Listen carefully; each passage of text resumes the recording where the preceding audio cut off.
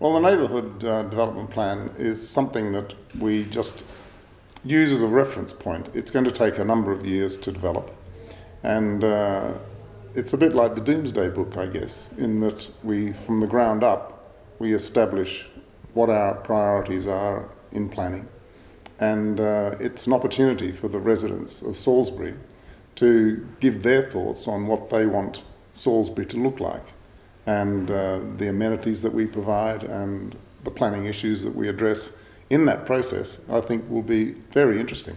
So how can the residents get involved, and why should they get involved?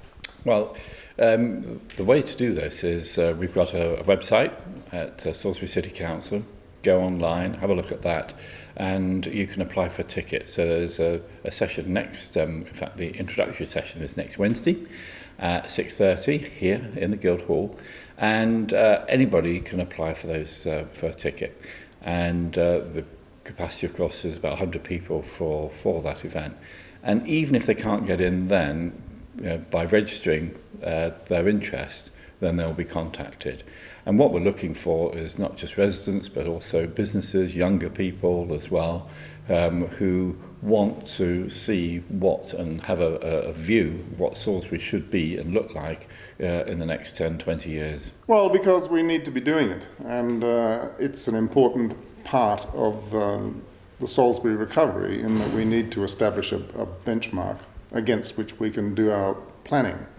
And I don't know of anybody who's actually done 2 neighbourhood plans because they're so manpower intensive, and I don't think you would want to do it again.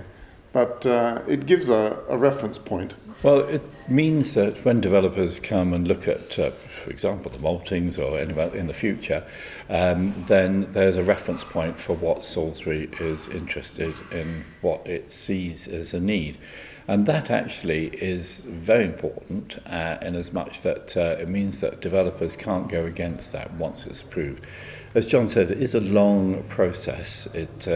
We hope to do it in 2 years, which is about the track record for these sort of projects.